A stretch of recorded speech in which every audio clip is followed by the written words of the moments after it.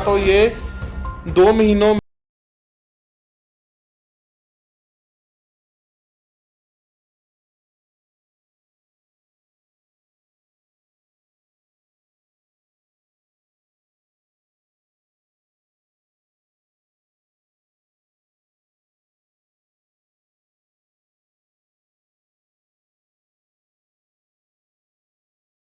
92 दिनों से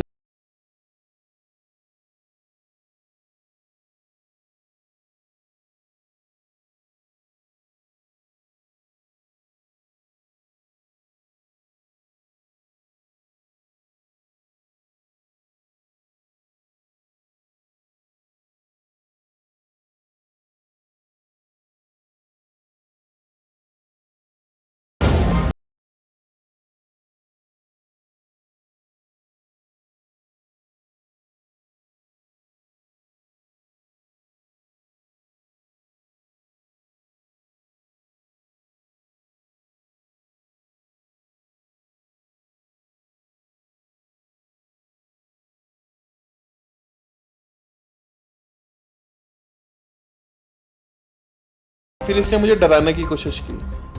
फिर जब ये अरेस्ट हो गया, इसने मेरे को ओपन कोर्ट में धमकी दी। नमस्कार, आपका स्वागत है चैनल पर। मैं हूं मनप्रीत और आज हमारा यूथ इमिग्रेशन माफिया के शिकंजे में कसता जा रहा है।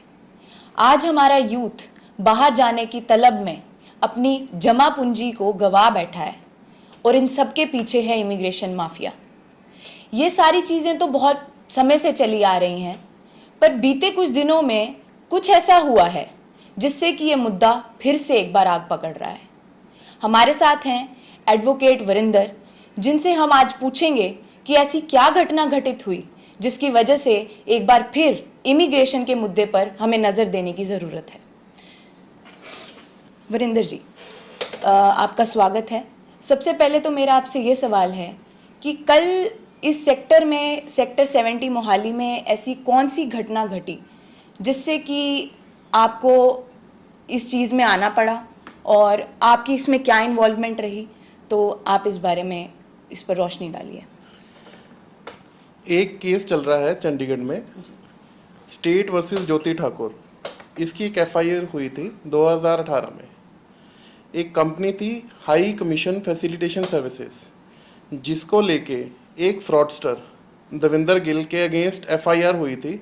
उसके साथी 10 साथी थे, उनको पकड़ा गया था पुलिस के द्वारा।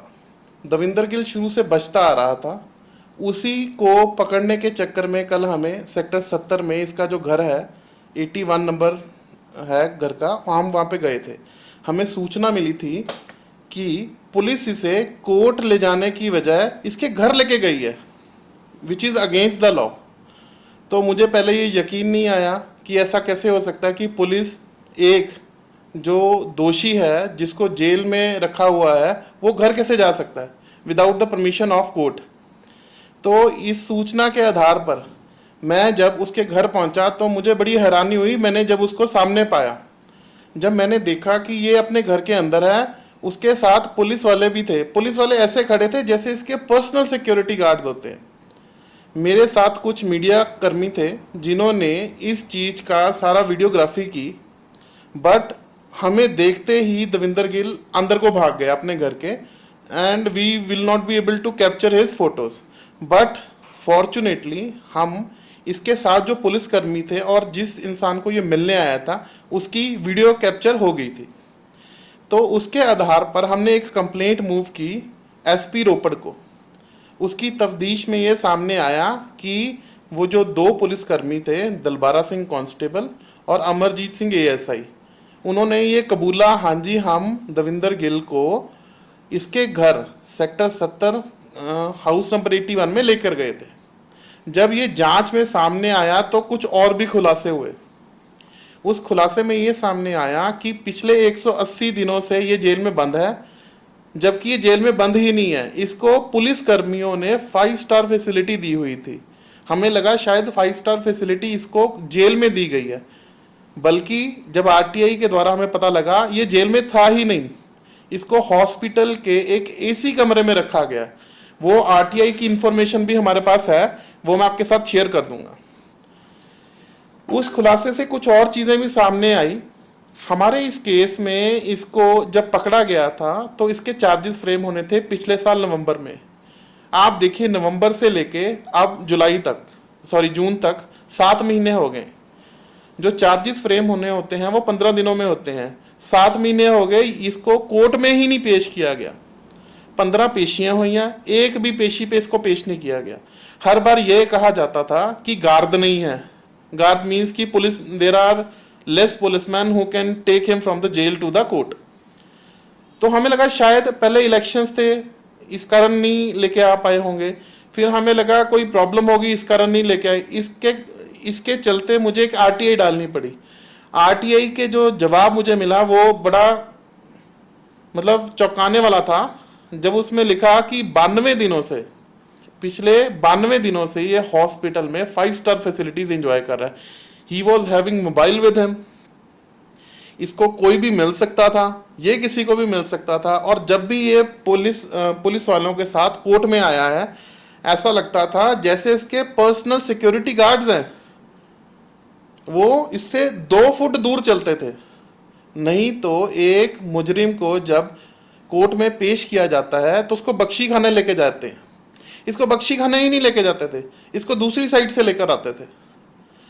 कोर्ट के सारे नियमों का इन्होंने उल्लंघना की है। पहले मुझे लगा शायद मेरी कुछ गलती है, या मुझे समझ नहीं आ रहा, मुझे इस चीज़ का प्रोसीजर का पता नहीं है। जब मैंने इसको चीज़ को कंफर्म किया, जुडिशियल सिस्टम से पूछा, तो उन्होंने मुझे क्लियरली बताया कि it is against the law. उसके कारण मुझे कुछ आरटीआईज डालनी पड़ी, और आरटीआई का जो जवाब था वो चमकाने वाला था। तो इसके कारण मुझे कुछ स्टेप्स लेने पड़े। कल ही मैंने डीजी प्रिजन्स को, मैंने सीएमओ को और हेल्थ सेक्रेटरी को चिट्ठी लिख दी है, कंप्लेंट कर दी है कि ये जो पुलिसमैन और जितने भी कल्प्रिट्स इसके साथ मिले हुए हैं, जो इसको 5 स्टार फैसिलिटी दे रहे थे, उनके खिलाफ एक मतलब डिपार्टमेंटल इंक्वायरी होनी चाहिए, और जो भी इंसान है जिसने गलती की है उसके अगेंस्ट एफआईआर होनी चाहिए। जी, जैसा कि आपने बताया कि ये सारी चीज़ें आपने आरटीआई डाली, आपने ये जानने की कोशिश की कि इमिग्रेशन में इन सब का हाथ है, बड़ा हाथ है। तो क्या ये लोग लंबे समय से इस चीज़ में हैं? क्या ये पंजाब के बच्चों को लुटेरों की तरह ठग रहे हैं? क्या इस चीज़ का रिकॉर्ड है? मैम, ये एक केस नहीं है, इनके ऊपर टोटल 37 एफआईआर है। 37, ये आज की एफआईआर नहीं है, ये 2014 से आज तक की एफआईआर है। 2014 से लेके मैं आपको इसका एक रिकॉर्ड दिखाता हूँ। ये देखिए जी, दीज आर द एफआईआर। इतनी एफआईआर में ये वांटेड है, बहुत सारे केसेस चल रहे हैं। इसमें आपको एक चौंकाने वाली बात मैं बताता हूँ कि जो मोहाली की जितनी भी एफआईआर है इनकी फ्रॉड की, आज तक मोहाली पुलिस ने 2014 से लेके आज तक जितनी भी एफआईआर दी हैं, एक बार भी इस कौन कपल को, दविंदर गिल और क्रिस्पी खारा को, कभी अरेस्ट नहीं किया। अरेस्ट तो बहुत दूर की बात है, कभी इंक्वायरी के लिए भी नहीं बुलाया। और इसके ऊपर एक और चीज कर दिया, एक एसआईटी बनाई गई थी। 7 एफआईआर को लेके एक एसआईटी बनाई गई, और एसआईटी में एक चीज का इन्होंने वेरवा दिया है कि 4 करोड़ 11 लाख रुपए इन्होंने देने थे कुल 200 से 250 बच्चों के। उसमें से 3 करोड़ 81 लाख रुपए अभी तक भी नहीं दिए, और उसमें भी इसको एक्सोनरेट कर दिया है। आप मान सकते हो, जिसने 4 करोड़ रुपए देना हो और उसमें से 17 लाख रुपए देके उसको माफ कर दिया गया। ऐसा सिस्टम तो कहीं मैंने सुना नहीं है।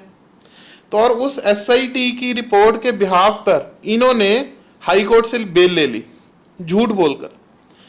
But God is great. तो जो बच्चों का केस था, उन्होंने इसी साल सीआरएम नंबर 10,428 में FIR number 75 and FIR number 76, जो कि इसमें सीरियल नंबर 10 एंड 11 पे है, 10 एंड 11 पे इन्होंने एक सीआरएम डाली है 10,428 ऑफ 2022, जिसमें बच्चों ने कहा कि हमें एक भी पैसा नहीं मिला। जब उनको पैसा ही नहीं मिला तो उसको माफ़ कैसे कर दिया। तो इस केस को सुनते हुए हाई कोर्ट ने जितनी भी पुरानी एफआईआर थी वो स्टेट क्राइम को वापस भेज दिया कि उस पर दोबारा आपको जांच करनी है और एक रिपोर्ट देनी है। आप मानोगे पहले 4 एफआईआर थी, जब स्टेट क्राइम को दी गई तो वो 4 से बढ़कर कितनी होगी, 11 कैसे होगी। जो पिछली कुछ एफआईआर थी जिनका इन्होंने कॉग्निजेंस ही नहीं लिया, अब वो भी स्टेट क्राइम में चले गई। उसके अलावा जो बची थी एफआईआर वो हैं 5, उसमें से एक क्वैश हो गई है। क्वैश इसलिए हो गई है क्योंकि वो एक ही बच्चे के अगेंस्ट थी, एक बच्चे को इन्होंने पैसे दे दिए इसलिए वो क्वैश होगी, बाकी वो 4 रह गई। अभी टोटल 37 एफआईआर की लिस्ट मेरे पास है, वो मैं आपको प्रोवाइड करवा दूंगा। जी, तो अगला सवाल मेरा आपसे ये है कि जैसे आपने बताया कि बच्चों के साथ इतनी ज़्यादती हो रही है, तो इस सब का बच्चों पे क्या साइकोलॉजिकल इम्पैक्ट रहा, क्योंकि आप उन बच्चों से जुड़े रहे हैं, तो आप क्या महसूस किया आपने कि उनके परिवारों पे, बच्चों पे इस चीज़ का क्या असर पड़ा है? मैम ऐसा है, मेरे पास एक केस में 128 बच्चे हैं जिसमें 337 बच्चों के साथ ठगी हुई है, जिसमें रिसेंटली दविंदर गिल को पकड़ा गया है। 20 सितंबर 2021 को पकड़ा गया था। इस केस में मैं कुछ बच्चों का आपको वेरवा बता देता हूँ। 2 बच्चों ने सुसाइड कर लिया है, कई बच्चों ने अपने जो उनके पेरेंट्स थे अपने गहने बेचे। अब वो इतने कर्जदार हैं, कह रहे कि जो हमने पैसे गहने बेच कर लिए थे अब हम उसका इंटरेस्ट भर रहे हैं, उसका इंटरेस्ट नहीं है। वो बेचारे कोर्ट तक नहीं आ पाते, वो सिर्फ फोन पे पूछते हैं कि सर क्या बना, कि अगर हमारे कुछ पैसे मिल जाएंगे तो हमारा जो जीवन का एक मतलब गाड़ी हमारी चल पाएगी। वो किसके लिए, जो इंटरेस्ट देना है, नॉट द प्रिंसिपल अमाउंट। कह रहे प्रिंसिपल अमाउंट तो हम भूल ही गए कि हमारा आएगा, हमें कुछ पैसे मिल जाएगी ताकि हम जो हमने ब्याज पे पैसे उठाए हैं वो दे सके। किसी के इन्होंने 10 लाख लेने हैं, किसी के 20 देने हैं। आपको एक मैं डॉक्यूमेंट दिखाने लगा हूं जो इसने ठगी मारी है 2014 से। ये ईओडब्ल्यू का डॉक्यूमेंट है, इकोनॉमिक ऑफेंस विंग। इसमें कैटेगोरिकली मेंशन किया गया है इसने 97.33 करोड़ रुपए ठग लिए हैं लोगों से 2014 से लेके आज तक। 97.33 करोड़। इसमें सिर्फ इमिग्रेशन की ठगी नहीं है, इसमें रियल एस्टेट की भी ठगी है, इसमें और भी चीज़ों की ठगी है। जो immigration is the major part, मतलब जिसकी ठगी 50-60 करोड़ की होगी, बाकी जो ठगी है उसने रियल एस्टेट में भी की है। ये क्या करता है, पैसे कमाता है, रियल एस्टेट में लगा देता है, रियल एस्टेट से ठगी करता है, इसमें लगा देता है। लास्ट टाइम तो ये एक स्टेप आगे ही चले गया। पहले तो ये कहता था कि मैं बच्चों को बाहर भेजूंगा, इसके लिए इसने इंस्टीट्यूट खोले हुए थे।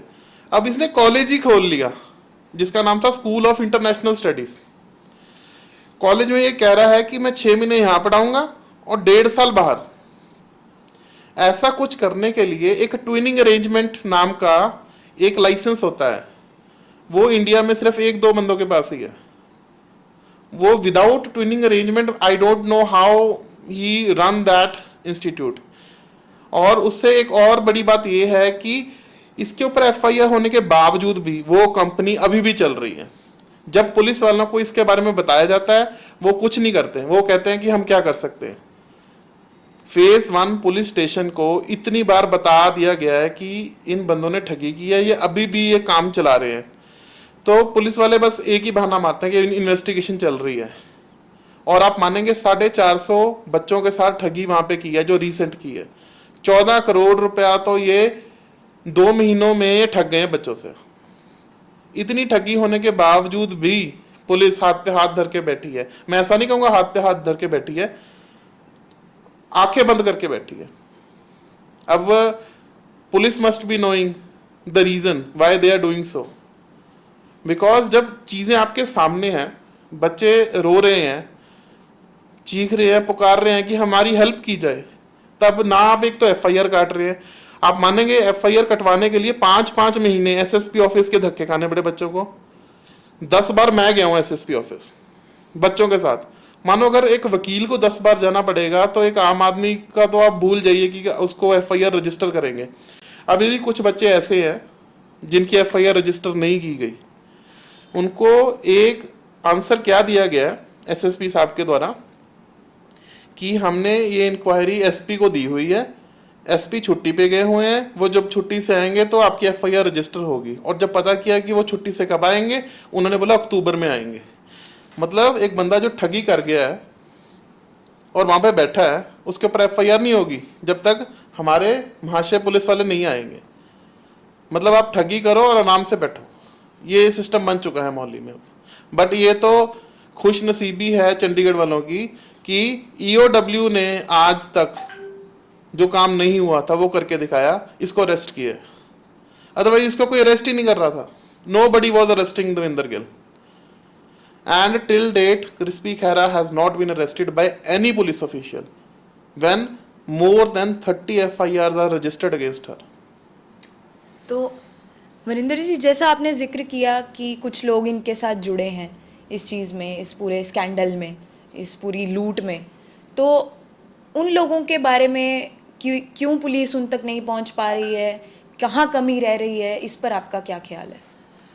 मैम कमी तो अब मैं आपको कुछ नहीं बता सकता कमी कहाँ रह रही है, बट कहीं ना कहीं तो कुछ ना गड़बड़ है जुडिशरी में। मैं अब ये नहीं कहूँगा जुडिशरी में कि गड़बड़ है, क्योंकि जब तक आप जुडिशियल सिस्टम को बताएंगे नहीं कि क्या गलत हुआ है, और क्या गलत हुआ है ये इंक्वायरी में और इन्वेस्टिगेशन में सामने आता है। ये काम मैम पुलिस का है। अब पुलिस ने 2015 से लेके आज तक कभी चार्जशीट क्यों नहीं फाइल की, कभी इंक्वायरी के लिए इनको क्यों नहीं बुलाया, कभी इनको अरेस्ट क्यों नहीं किया, ये इसका जवाब मैं नहीं दे सकता मैम, पुलिस ही दे सकती है। I have moved more than 100 different complaints at different portals with respect to this thing. और बाकी जैसा कि आपने बताया कि ये कोई छोटे लेवल के ऑफेंडर्स नहीं हैं या इन लोगों की पहुंच बहुत लिमिटेड नहीं है, तो आप जिस काम को कर रहे हैं या जिन लोगों से आप जुड़े हैं, तो क्या आपको ऐसा लगता है या महसूस होता है कि आप पर या आपके परिवार पर किसी तरीके का खतरा हो सकता है? मैम इस केस को जब मैंने शुरू किया था 2018 में, तो मुझे लगा था ये एक सिंपल केस है, जैसे 420 का केस होता है, इमिग्रेशन फ्रॉड है, तो उसके हिसाब से मैंने शुरू किया। बढ़ते बढ़ते बढ़ते बढ़ते ये बच्चे बढ़ते गए, 128 बच्चे मेरे पास आ गए। फिर इसने मुझे खरीदने की कोशिश की पहले, फिर इसने मुझे डराने की कोशिश की, फिर जब ये अरेस्ट हो गया इसने मेरे को ओपन कोर्ट में धमकी दी। तो उस धमकी के चलते मैंने एक कंप्लेंट भी की है, वो कंप्लेंट अभी पेंडिंग है। तो एक बार इसने मुझे दूसरों से भी धमकी दिलवाई कि इस केस से हट जा। इसने मुझे ओपन कोर्ट में भी कहा कि तू हटता नहीं, तो इसकी कंप्लेंट मैं कर चुका हूँ। अगर कल मुझे कुछ होता है तो ही विल बी रिस्पॉन्सिबल। आप अपने बाहर जाने के सपने को साकार ज़रूर कीजिए, लेकिन बड़े बड़े 5 स्टार दिखने जैसे वाले ऑफिसेस पर भरोसा ना करके लीगल वेबसाइट्स पर जाकर उनके लाइसेंस्ड एसोसिएट्स या ऑथराइज्ड पर्सन से अपनी इस चीज़ को आगे बढ़ाइए और ख़ुद को ऐसे ठगों से, ऐसे लुटेरों से बचाइए। आज की हमारी चर्चा के लिए धन्यवाद, और हम आपसे मिलेंगे अगली ऐसी ही किसी खास चर्चा में। हमारे साथ जुड़े रहने के लिए हमारे चैनल को सब्सक्राइब कीजिए। धन्यवाद।